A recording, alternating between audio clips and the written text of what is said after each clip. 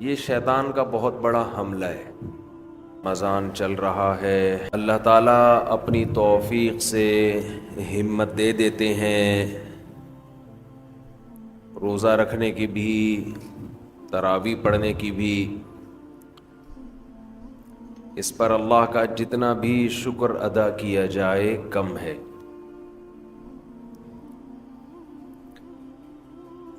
لئن شکرتم لأزیدنکم ولئن کفرتم ان عذابی لشدید۔ فرمایا اگر شکر کرو گے تو میں اپنی نعمتوں میں اضافہ کروں گا، اور اگر ناشکری کرو گے تو میرا عذاب بہت سخت ہے۔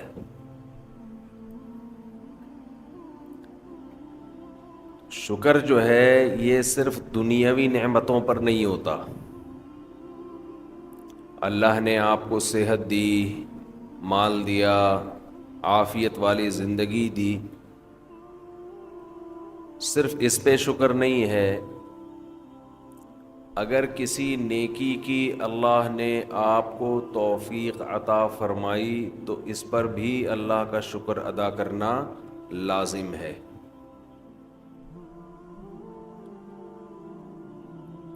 رمضان میں سب سے بڑا اللہ کا احسان یہ ہے کہ اللہ آپ کو فرض روزے پورے کرنے کی توفیق دے دے۔ یہ بہت بڑا انعام ہے۔ ایک چیز جو میں لوگوں میں نوٹ کرتا ہوں، غور کرتا ہوں، جن لوگوں کو روزے رکھنے کی توفیق ملتی ہے وہ چونکہ عادی ہوتے ہیں، ہر سال رکھ رہے ہوتے ہیں، تو وہ روزوں کو روٹین کا ایک حصہ سمجھتے ہیں، اور جو اس نعمت پر ان کو احساس ہونا چاہیے کہ اللہ نے ہم سے کتنا بڑا کام لیا، وہ احساس ان کو نہیں ہوتا۔ جب اللہ آپ کو کوئی بڑی نعمت دیتا ہے تو اللہ بھی یہ چاہتا ہے کہ یہ اس نعمت پر خوش ہوں۔ کسی نے آپ کو بہت بڑا گفٹ دیا، آپ نے ایسے لے کے سائڈ پہ رکھ دیا، دیکھا بھی نہیں اس کو، تو یہ دینے والے کی بھی بے اکرامی ہے۔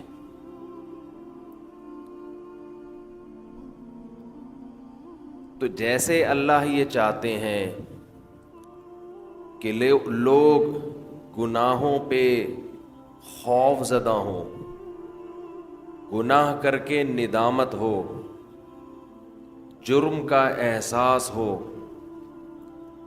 اسی طرح اللہ یہ چاہتے ہیں کہ نیکی کر کے ان میں شکر کا جذبہ پیدا ہو، خوشی محسوس ہو۔ اگر کوئی شخص گناہ کرتا ہے تو جس کا آخرت پر یقین نہیں ہے اسے گناہ کر کے کبھی بھی شرمندگی محسوس نہیں ہوگی، وہ کرتا چلا جائے گا۔ لیکن اگر آپ گناہ کرنے کے بعد شرم محسوس کرتے ہیں، ندامت ہوتی ہے، تو یہ ایمان کی علامت ہے، آخرت پر یقین کی علامت ہے، اللہ کے وجود کے یقین کی علامت ہے۔ بالکل اسی طرح اگر نیکی کر کے خوشی محسوس ہوتی ہے تو یہ بھی ایمان کی علامت ہے، خوشی کی، یہ بھی آخرت پر یقین کی علامت ہے۔ اور اس کا ایک دنیا میں فائدہ یہ ہوتا ہے کہ اس سے مزید نیکی کی توفیق ملتی ہے۔ رمضان میں شیطان ایک دھوکہ یہ دیتا ہے کہ آپ نے اگر روزے رکھے ہیں تو کون سا تیر مار لیا، ساری دنیا روزے رکھ رہی ہے، یہ شیطان کا بہت بڑا حملہ ہے. میرا معاملہ یہ ہے، الحمدللہ ہم سب روزے رکھتے آ رہے ہیں بچپن سے ہی. جب سے بلوغت کی دہلیز پہ قدم رکھا ہمارے گھر میں روزے کا معمول تھا. روزہ چھوڑنے کا تصور نہیں تھا. اب بھی نہیں ہے، پہلے بھی نہیں تھا. تو رکھتے آ رہے ہیں بچپن سے، بلکہ جب بالغ نہیں تھے اس وقت بھی رکھتے تھے. ہمارے بچے اب بھی رکھ لیتے ہیں. منع کرنا پڑتا ہے کہ بھائی نہیں رکھو. بچوں کو تو شوق ہوتا ہے کہ رکھنا ہے. تو الحمدللہ معمول ہے. لیکن اس کے باوجود میں یہ سوچتا ہوں کہ اے اللہ، میرے جیسے نالائق کو تو نے یہ توفیق دے دی کہ میں رمضان کے روزے رکھ رہا ہوں. یہ تیرا مجھ پہ بہت بڑا احسان ہے. انسان یہ سمجھے اپنے بارے میں کہ صرف میں ہی گویا رکھ رہا ہوں، مجھے باقیوں سے غرض نہیں ہے وہ کیا کر رہے ہیں. میرے اوپر تو بڑا احسان ہے اللہ کا. ہم تو نالائق ہیں بھائی. عام دنوں میں ایک روزہ رکھنے سے پہلے 10 دفعہ سوچتا ہے انسان کل رکھوں کہ نہیں رکھوں. رکھتا ہے تو ایسا سمجھتا ہے جیسے آج ہم نے بہت بڑا تیر مار لیا کوئی.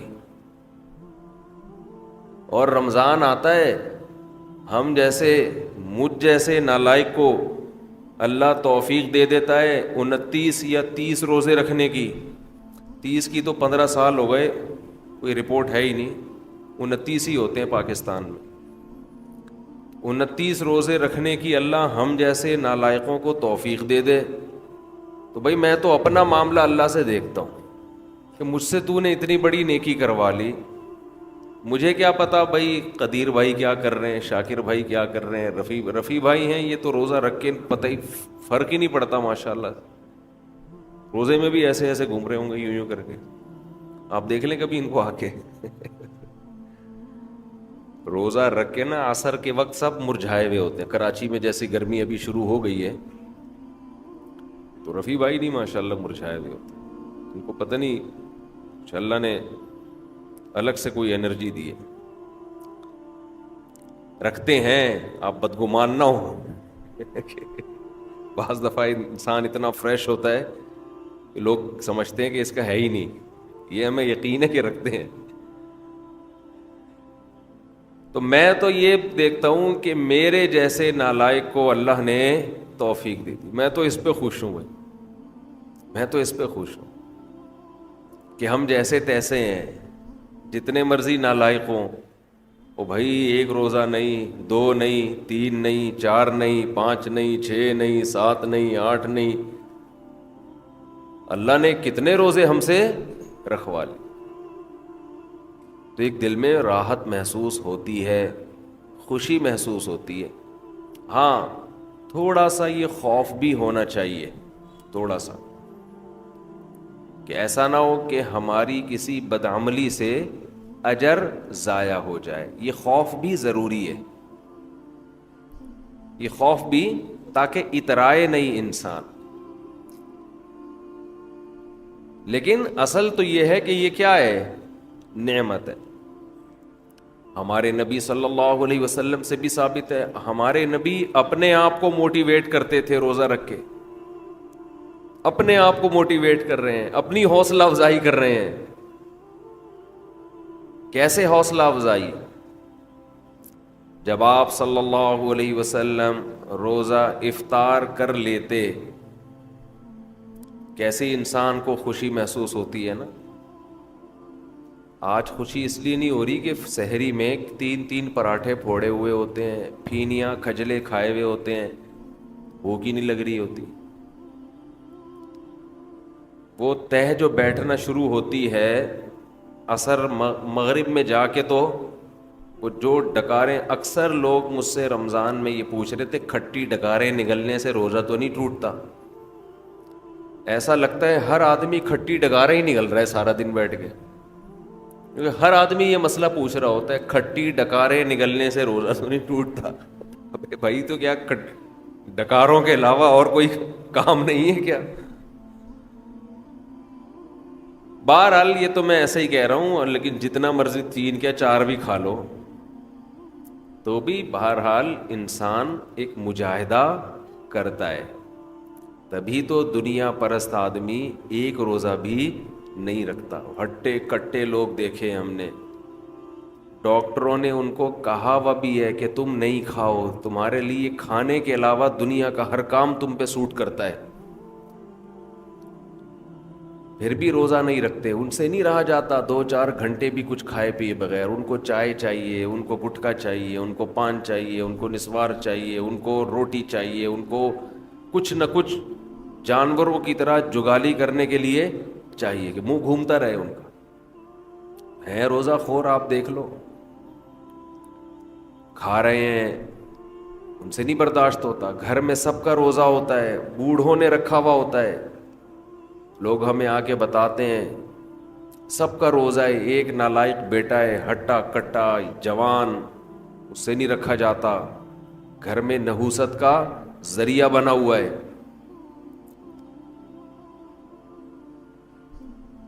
تو ایسے ہی صورت میں اللہ اگر آپ کو توفیق دے دیتا ہے تو ٹھیک ہے، تھوڑا خوف بھی ہونا چاہیے کہ پتہ نہیں قبول ہو رہا ہے کہ نہیں ہو رہا، لیکن امید کو، شکر کو خوف پر غالب رکھنا چاہیے. تو میں یہ عرض کر رہا تھا، ہمارے نبی بھی اپنے آپ کو موٹیویٹ کیا کرتے تھے. کیسے؟ حالانکہ ہمارے نبی میں خواہشات پہ کنٹرول کرنے کی بہت طاقت تھی. آپ تو 24 گھنٹے کا روزہ رکھتے بسا اوقات.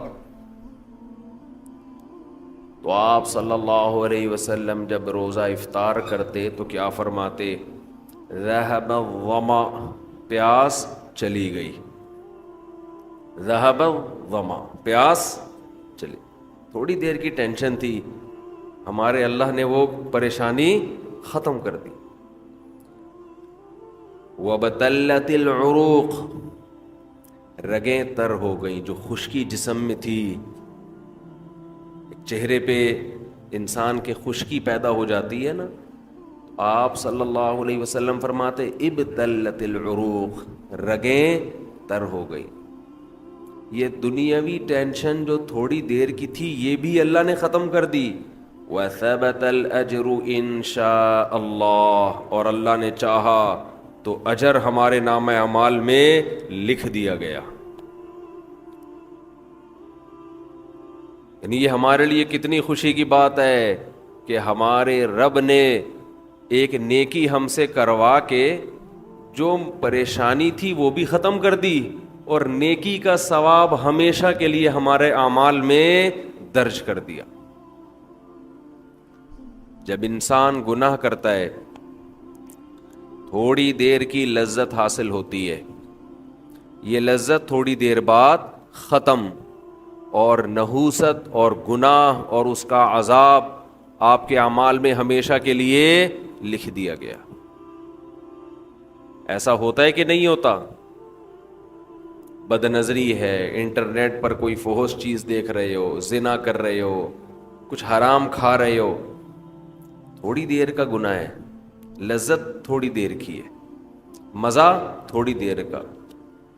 کوئی گناہ ایسا نہیں ہے جس میں ہمیشہ کا مزہ ہو. اللہ نے انسان کی خواہشات کو محدود اور صلاحیتیں بھی محدود. جو لوگ جوانی میں زنا کرتے ہیں، 1 بار کریں گے، 2 بار کریں گے، ان کو زنا میں بھی لذت نہیں رہتی، پھر وہ عادت پڑ جاتی ہے حرام کی، گند میں منہ مارنے کی، لیکن وہ لذت نہیں رہتی. اور جب عمر آہستہ آہستہ بڑھتی ہے، بڑھاپا آتا ہے، تو ٹھڑک باقی رہ جاتی ہے، زنا کرنے کی طاقت ختم. مچلتا رہتا ہے ہر وقت، سسکیاں لیتا رہتا ہے، ٹینشن ساری زندگی کی. لیکن طاقت کیا ہو گئی؟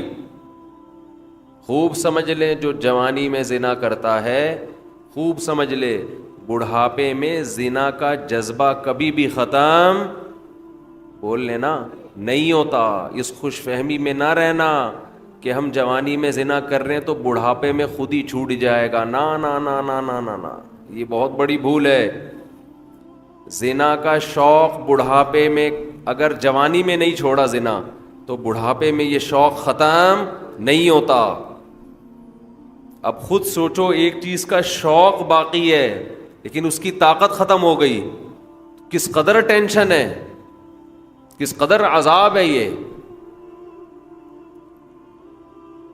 جن لوگوں کو جوانی میں لڑکوں سے بدفعلی کی عادت ہو,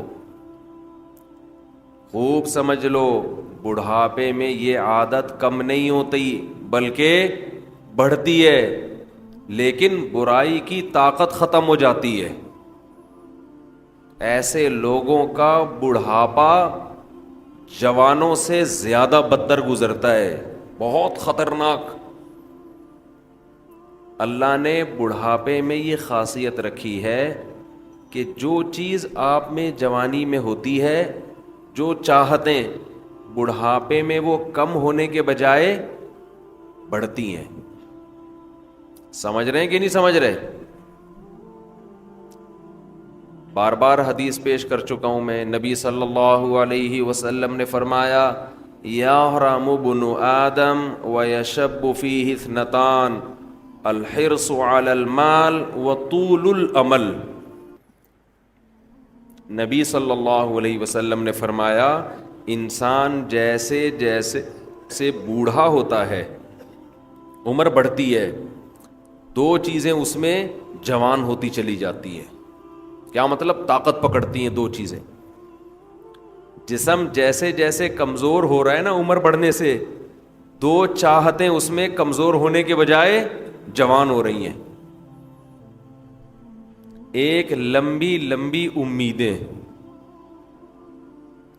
دوسرا حرص, لالچ, مال کی ہوس, یہ کم ہونے کے بجائے بولو بڑھتی ہے.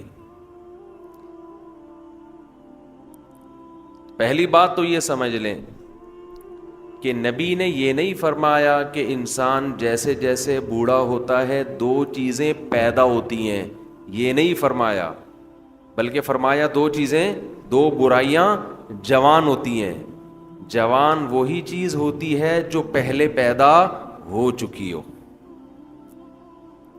اس حدیث کا صاف مطلب ہے کہ جوانی میں اگر ان دو چیزوں کو ختم کر دیا, برائیوں کو, تو پھر بڑھاپے میں یہ دو چیزیں جوان نہیں ہوتی. جب ہیں ہی نہیں تو جوان کہاں سے ہوں گی؟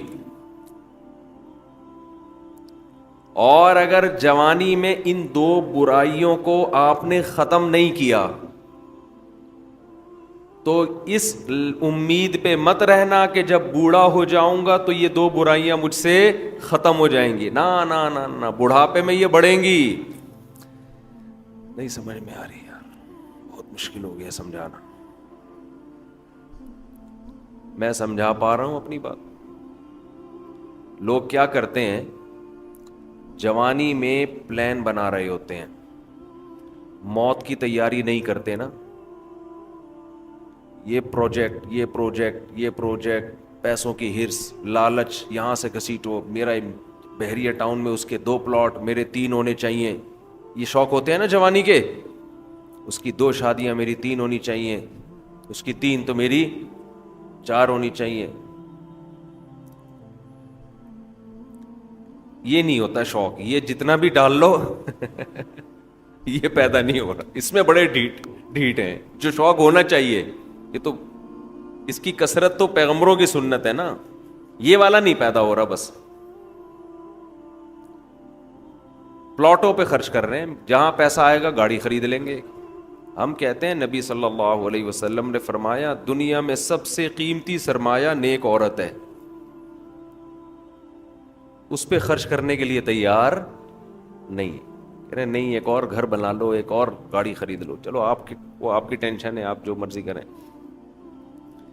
تو پھر میرا بیان کا رخ چینج ہو جاتا ہے. تو 2 برائیاں, جوان آدمی کیا کرتا ہے, بحریہ ٹاؤن میں 2 پلاٹ ہونے چاہیے. اس کے پاس اس کے 1 کروڑ روپے کماتا ہے تو میں 2 کروڑ روپے کماؤں. اس کو جب موت یاد دلائی جائے کہ ابے تھوڑے دنوں میں مر جائے گا, قبر جب تو پلاٹ خریدتا ہے تو قبرستان بھی تو جا کے دیکھا کرنا, قبرستان بھی تو جا کے دیکھ, تھوڑے دنوں میں وہاں آ جائے گا. تو شیطان اسے کیا کہتا ہے, بھائی تھوڑے دنوں میں کون آ رہا ہے, ابھی تو میں 30 سال کا ہوں, ابھی تو میں 35 سال کا ہوں, ابھی تو میں 25 سال کا ہوں, ابھی تو بڑا ٹائم ہے, ابھی تو میں ابا بنوں گا, پھر دادا بنوں گا, نانا بنوں گا, پھر بچے بڑے ہوں گے, بہت ٹائم ہے. تو وہ دنیا کی یہ ہوس جوانی میں ختم کرنے کی کوشش نہیں کرتا, اور وہ یہ سمجھتا ہے کہ جب میری ایج زیادہ ہوگی, بال سفید ہوں گے, کمر جھک جائے گی, کڈنی کا پرابلم, ہارٹ کا پرابلم شروع ہوگا, تو مجھے خود ہی اس دنیا سے رغبت ختم ہو جائے گی. ٹھیک ہے, پھر قبر کی بھی تیاری کر لیں گے, پھر یہ بزنس میں, کاروبار میں دل کو اٹکانے کی کوشش نہیں کریں گے. پھر بحریہ ٹاؤن گیا تیل لینے, پھر جا کے قبرستان دیکھ لیا کریں گے. تو حدیث کا مطلب یہ ہے کہ یہ آپ کی خوش فہمی ہے, ایسا ہونے والا نہیں ہے, یہ دماغ سے نکال دو. جو اصل موضوع میں لے کے چل رہا تھا, اب ہم اس کی طرف آتے ہیں.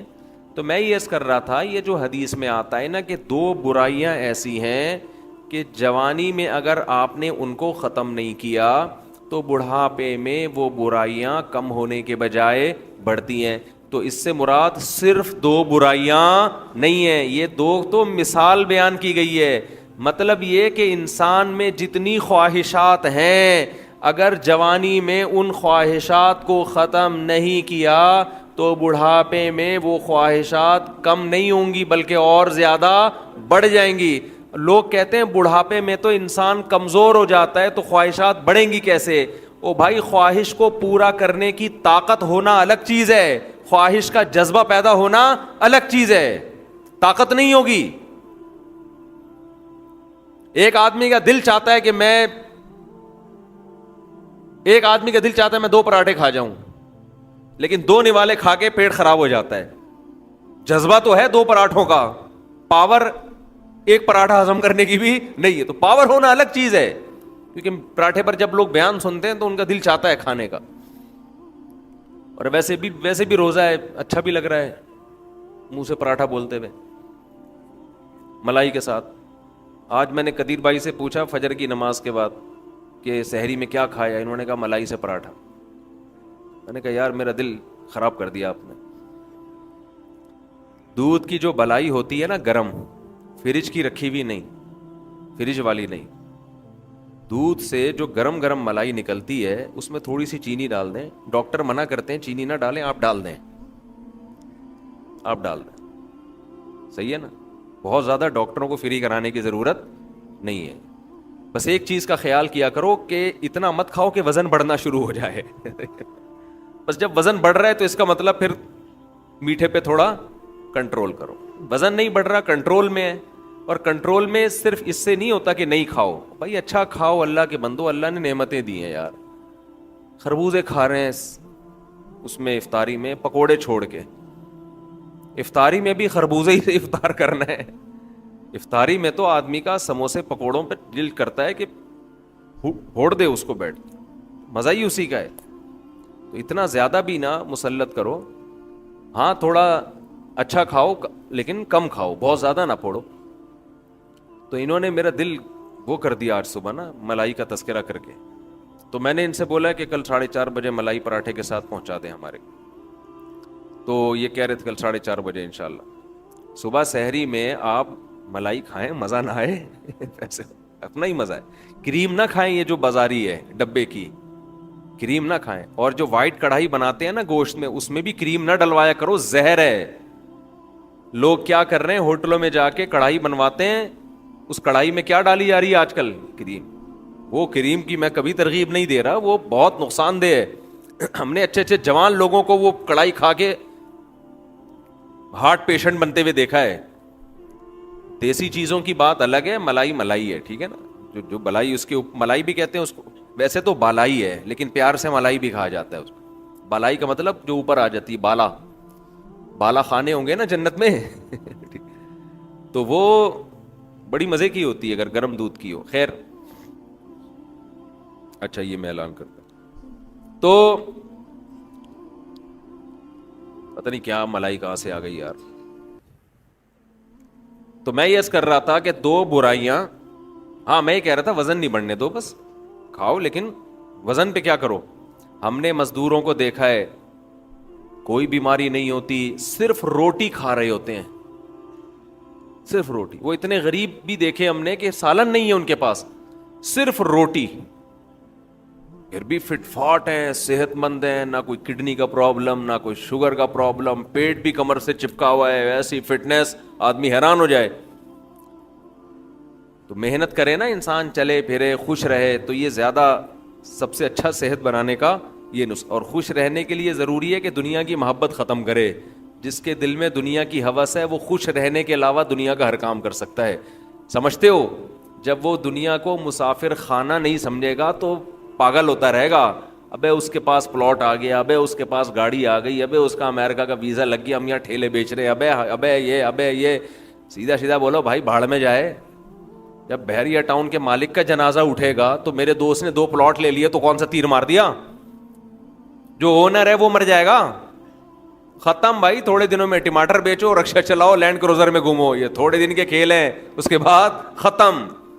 قارون جب اپنے خزانوں کے ساتھ مارکیٹ میں آیا نا, قرآن کہہ رہا ہے, قرآن نے تو مارکیٹ کا لفظ استعمال نہیں کیا, جب اپنے خزانوں کے ساتھ قارون مارکیٹ میں آیا ایک دفعہ پورے جاہو جلال کے ساتھ, پبلک نے جب اس کا پروٹوکول دیکھا اور خزانے دیکھے, اس کا لباس, جب بڑا آدمی جا رہا ہوتا ہے نا بڑی عزت دی جاتی ہے, تو بے وقوف لوگ رالیں ٹپکانا شروع کرتے ہیں, یا لیت لنا مثل ما اوتی قارون.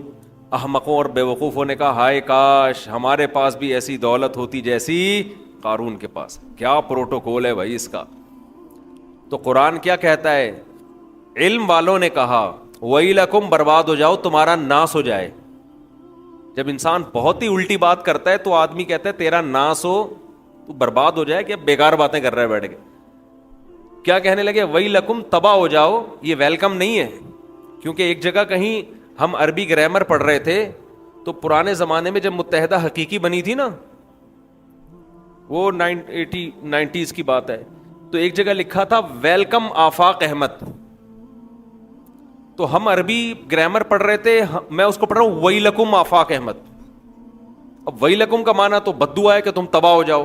تو میں حیران ہوں کہ انہوں نے اپنے قائد کو گالی کیوں دی ہوئی ہے. میں وہاں کھڑا ہوا سوچ رہا ہوں کہ اپنا قائد بھی متحدہ حقیقی بنی تھی نا, تو وہ قائد بھی مانتے ہو آفاق احمد کو, اور تم کہہ رہے ہو اور گالی بھی دے رہے ہو تم تباہ ہو جاؤ. پھر کسی نے بتایا بھائی یہ ویلکم نہیں ہے, یہ ویلکم ہے. تو پھر ایک عربی ان دنوں میں آئے ہوئے تھے, وہ کہنے لگے لی سبیلی ہی چوک کدھر ہے. لسبیلا چوک کو کہہ رہے تھے لی سبیلی ہی چوک. وہ کہہ رہے تھے یہ لی سبیلی ہی چوک کدھر ہے. تو عرب اس طرح کی غلطیاں بھی کر رہے ہوتے ہیں.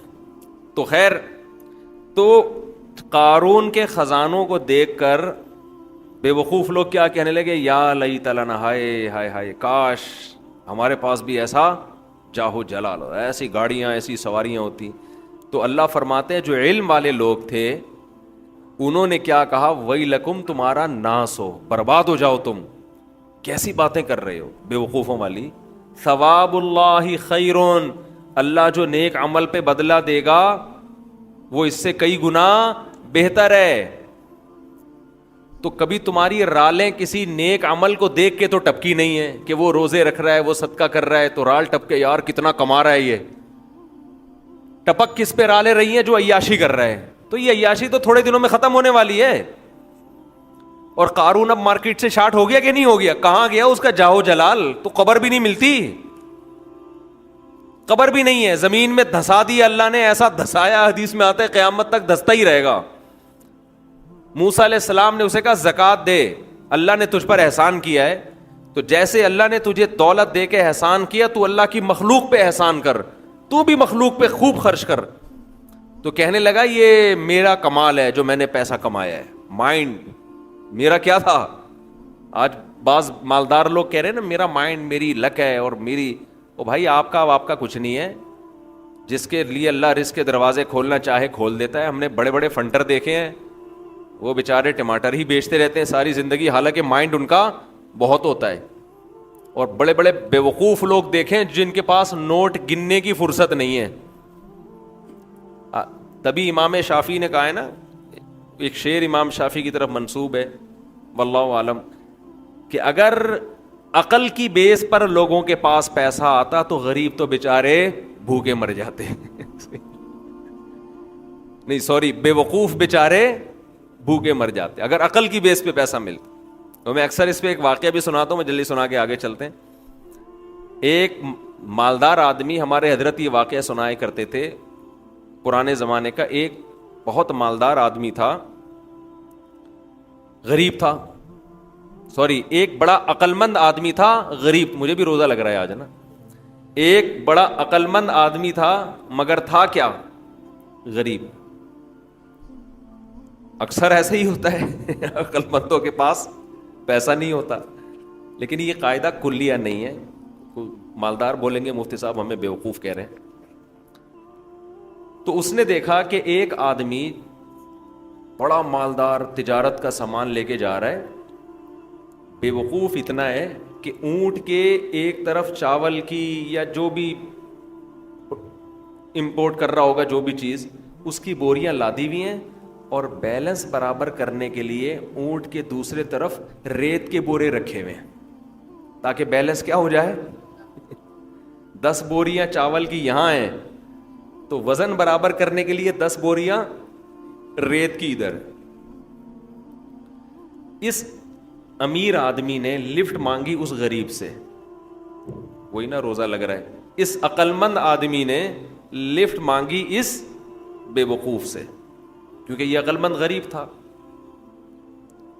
تو اس بے وقوف نے اس کو لفٹ دے دی کہ چل تو میرے ساتھ اونٹ پہ بیٹھ جا. اب اس عقل مند نے اس بے وقوف مالدار سے پوچھا کہ یہ ان بوریوں میں کیا ہے جو رائٹ سائڈ پہ. اس نے کہا بھائی چاول ہے یا آٹا ہے یا جو بھی تھا. کہا یہ لیفٹ پہ کیا ہے, اس نے کہا یہ ریت ہے. تو کہا تو ریت کا بزنس کرتا ہے, کہہ رہے نہیں یہ بیلنس برابر کرنے کے لیے. اس عقل مند نے اس سے کہا کہ ابے بے وقوف آدمی, 10 بوریاں اگر یہاں ہیں تو 5 بوریاں ادھر کر دے, اس سے بیلنس کیا ہو جائے گا. اونٹ پہ تو نے بلا وجہ کا ڈبل لوڈ ڈالا ہوا ہے, اور یہ 10 بوریاں بھرنے میں کتنا ٹائم لگا ہوگا. تو بے وقوف آدمی تو یہ کر لے نا کہ 5 یہاں کر دے اور 5 وہاں کر دے. اس نے کہا یار یہ تو بڑی لاجک کی بات کی ہے اس نے. نیچے اترا, اپنے مزدور کو جو بھی ہوگا اس کے ساتھ اس کو بولا بھائی بوریاں ہٹا, 5 چاول کی بوریاں یہاں کر دے اور 5 یہاں. اونٹ کی سپیڈ بھی تیز ہو گئی اور اونٹ کو بھی سکون کا سانس آیا, بڑا خوش. اب اس غریب آدمی سے اس بے وقوف نے انٹرویو لینا شروع کیا کہ تو کرتا کیا ہے. اس کا خیال تھا کہ یہ تو ارب پتی ہوگا جو اتنا عقل مند ہے, جس نے مجھے اتنے اچھے مشورے دیے, یہ خود کیا ہوگا. یعنی جب میرے جیسے بے وقوف کے پاس اتنا پیسہ ہے تو اس عقل مند کے پاس تو اس کی تو ملیں چلتی ہوں گی نا. تو اس سے پوچھا تو کرتا کیا ہے. اس نے کہا یار میں تو غریب آدمی ہوں, جس کام میں ہاتھ ڈالوں برباد. میرے پاس تو سواری بھی نہیں ہے, تبھی تو میں نے تجھ سے لفٹ مانگی ہے. اس نے کہا اتر نیچے.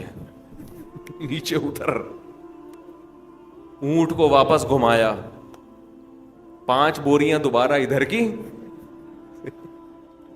اور ریت کی بوریاں دوبارہ بیلنس برابر کرنے کے لیے ادھر ڈال. بولا تیری عقل کی وجہ سے تیرے پاس جب 1 کوڑی روپیہ نہیں ہے تو میں بے وقوف تجھ عقل مند سے 1000 گنا بہتر. میں تیرے مشوروں پر عمل کروں گا نا, میں بھی تیرے جیسا بن جاؤں گا. مجھے اپنے اسٹائل سے چلنے دے جیسا چل رہا ہوں میں. سمجھ رہے کہ نہیں سمجھ, میں جیسے اپنے اسٹائل سے چل رہا ہوں مجھے چلنے دے. اگر تیرے مشورے پر عمل کیا نا میں بھی تیرے جیسا غریب ہو جاؤں گا. لو کان بالحیل الغنا لوجدتنی بنجوم اقطار السماء تعلقی. امام شافعی کا غالباً شعر ہے کہ اگر تم دیکھتے محنت سے پیسہ ملتا تو میں پیسے کی تلاش میں آسمان کے ستاروں تک پہنچ جاتا.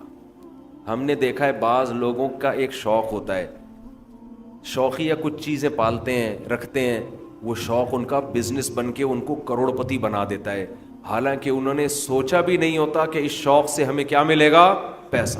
اگر وہ پلاننگ کر کے کرتے تو کچھ بھی نہیں آتا ہاتھ میں. اس کا مطلب یہ نہیں کہ آپ محنت نہ کریں. پہلے ہی ہمارے یہاں پوستی پن چل رہا ہے، اٹھتے نہیں ہیں، 12-1 بجے اٹھتے ہیں، ایک دکان پہ نہیں بیٹھتے. محنت تو کرنی ہے لیکن ملے گا اتنا جتنا اللہ نے مقدر کیا ہے. تو میں وہ عرض کر رہا تھا کہ نبی صلی اللہ علیہ وسلم نے جو مثال دی ہے نا کہ 2 چیزیں جوان ہوتی ہیں، تو وہ 2 برائیوں سے مراد صرف 2 نہیں ہیں، بلکہ جو بھی بری خواہشات ہیں بڑھاپے میں کم ہونے کے بجائے بڑھتی.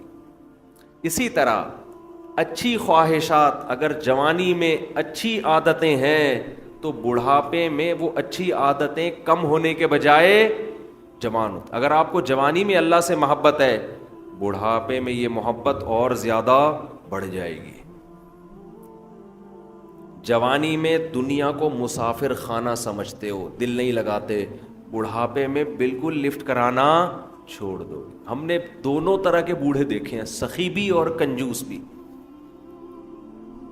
جو سخی ہوتے ہیں وہ بہت سخی ہوتے ہیں، کیونکہ وہ جوانی میں سخی ہوتے ہیں نا، تو یہ سخاوت بڑھاپے میں ان کی بہت زیادہ بولو بڑھ جاتی. پھر وہ جاگیروں سے دل لگانا بالکل چھوڑ دیتے ہیں، بالکل چھوڑ دیتے ہیں. اور جو کنجوس ہوتے ہیں نا جوانی میں، بڑھاپے میں اللہ کی پناہ آدمی کانوں کو ہاتھ لگا، نوٹ نظر نہیں آ رہے ہوتے، ایسے ایسے گن رہے ہوتے ہیں بیٹھ کے. یہ میں نے اپنی آنکھوں سے دیکھا ہے، نظر نہیں آ رہا نوٹ، دیکھ رہے ہیں یار کم تو نہیں پڑ گیا، یوں یوں یوں کر کے نا چیک کر رہے ہیں کہ اس میں اصلی ہے. ابے اب تو نقلی بھی ہے تو کیا کرنا ہے؟ اب تو اگر نقلی بھی ہے تو اپنے دانت نہیں ہے کھانے کے لیے، پیٹ میں آنت نہیں ہے کھانے کے لیے، چبانے کے لیے دانت نہیں، کھانے کے لیے آنت نہیں، تو اصلی نقلی کا رہ کیا گیا؟ شوگر کے آپ مریض ہیں، مٹھائی آپ نہیں کھا سکتے. اب تو آپ کو بچے پال رہے ہیں، اللہ اللہ کرو، مصلے پہ ٹائم گزارو اور نکل لو پتلی گلی سے. اللہ زندگی دے سارے بوڑھوں کو، لیکن اب تو یہ سوچ ہونی چاہیے نا. نہیں جناب، ایسے ایسے گر رہے ہوتے ہیں، اتنے لالچ، اتنی ہوس، اور ایسا پراپرٹی میں دل لگائیں گے، ادھر پلاٹ. ایک بوڑھے کا فون آیا میرے پاس، کی غیبت اس لیے نہیں، کسی کو کیا پتا کس کی بات کر رہا ہوں، میرا خیال ہے 85 سال تو ان کی عمر ہوگی، اور 10 قسم کی بیماریاں. کہنے لگے، رو رہے تھے، میرے بیٹے کا کاروبار کا نقصان ہو گیا، گھر میں بڑے مسائل آ رہے ہیں، رزق کی تنگی ہے، میں بہت ٹینشن میں ہوں. میرا دل مجھے ترس آیا، میں ان کا مذاق نہیں اڑا رہا، مجھے ترس آیا. میں ان سے کہوں کہ حضرت آپ کی کیا رزق کی تنگی، آپ کی زندگی گزر چکی ہے، آپ نے ویسے ہی 2 پاپے صبح چائے میں ڈال کے کھانے ہیں بھائی، دوپہر دھونے والے کھچڑی کے کھانے، زندگی گزر گئی ہے، اب ان چیزوں میں کیا رکھا ہے؟ جو بیٹا جس کا کاروبار ڈوب گیا اس کو اتنی ٹینشن نہیں ہو رہی، جس نے آگے زندگی گزارنی ہے ابا کو اس سے زیادہ ٹینشن ہو رہی. لیکن ہم نے نیک بوڑھے بھی دیکھے ہیں، نیک بوڑھے بھی دیکھے. ہمارے نانا، اللہ تعالیٰ مغفرت فرمائے، نانا نانی دونوں، میرے نانا کی بھی 99 سال ماشاءاللہ عمر تھی، نانی نے بھی بڑی عمر پائی ہے. جب بھی ہم ان کے پاس جاتے تھے نا تو وہ شاعری شروع کر دیتے تھے، قبر کی آخرت کی، ٹھیک ہے، گھر جسے سمجھے ہو وہ تم گھر نہیں. مجھے پورا شعر یاد نہیں ہے ان کا، یعنی بار بار کہتے تھے بیٹا جس کو تم گھر سمجھ رہے ہو یہ گھر نہیں ہے، گھر اصل کیا ہے؟ قبرستان. اور سخاوت ایسی، کھلا رہے ہیں کھلا رہے ہیں کھلا رہے ہیں، ہر وقت کچن میں کھانا بنتا رہتا تھا. مسجد کے امام بھی تھے ہمارے نانا، تو جو گلی محلے میں جا رہا ہے نا اس کو بلایا، ادھر آ بیٹھ. گھر والوں کو ٹینشن دی ہوئی تھی، کھانا لے کر آؤ اس کے لیے. تو گھر والے بھی تنگ آ گئے تھے. تنگ آنے کا مطلب ظاہر ہے بار بار بار بار کھانا گھر میں پکتا رہے، لیکن سخاوت تو تھی نا. تو ایسے بھی دیکھے ہیں کہ بھائی یہ گھر ور کچھ ان کو کوئی دلچسپی نہیں ہوتی پلاٹوں میں جائیدادوں میں, تو یہ جوانی میں ختم کر لیا تو ہو جائے گا. تو میں جلدی سے بیان کو سمیٹتا ہوں. میں یہ عرض کر رہا تھا, دیکھو میرے بھائی, اگر اللہ نے آپ میں کوئی اچھی بات رکھی ہے, کسی نیکی کی توفیق دی ہے, تو اس کا بھی استحضار کرنا چاہیے. استحضار کا مطلب اس کے بارے میں ہمیں سوچنا چاہیے, اس کی ہم قدر کریں, اس پہ اللہ کا شکر ادا کریں. یہ نہ دیکھیں سب روزے رکھنے تو ہم نے رکھ لیا تو کیا ہو گیا, بھائی سب کا نہیں پتا, ہم تو نالائق ہیں یار, سب تو بہت نیک ہیں, وہ تو رکھ سکتے ہیں, ہم جیسے نالائق کو اللہ نے توفیق. میرا جو اللہ سے معاملہ ہے مجھے کیا پتا آپ کا کیا معاملہ ہے, میں تو اپنا معاملہ دیکھوں گا. تو ہمارے نبی اپنے آپ کو موٹیویٹ کیسے کرتے تھے؟ ذہب الظما, پیاس چلی گئی, وابتلت العروق, رگیں تر ہو گئیں, وثبت الاجر انشاء اللہ, اور اللہ نے چاہا تو اجر ہمارے اعمال میں لکھ دیا گیا, اجر لکھ دیا گیا ہے. تو اس سے انسان کو اگلے دن دوبارہ روزہ رکھنے کا حوصلہ ملتا ہے. اور گناہ میں الٹا, تھوڑی دیر کی لذت, یہاں سے بات شروع ہوئی تھی کہ جوانی میں بھی یہ لذتیں اگر آپ نے کنٹرول نہیں کیا نا تو بڑھاپے میں یہ لذتیں بڑھیں گی, مگر گناہ کرنے کی طاقت کیا ہو جائے گی؟ ختم. تو حسرت, افسوس, ٹینشن والی زندگی. تو اس لیے جوانی میں اپنے آپ کو نیکی کا عادی بنا لو, اس سے بڑھاپا بڑا خاندانی گزرے گا. اللہ اللہ کی بڑھاپے میں توفیق ملے گی. جوانی میں تسبیح کی عادت ڈال لو. سمجھتے ہو؟ سمجھتے ہو؟ سمجھتے ہو؟ سمجھتے ہو؟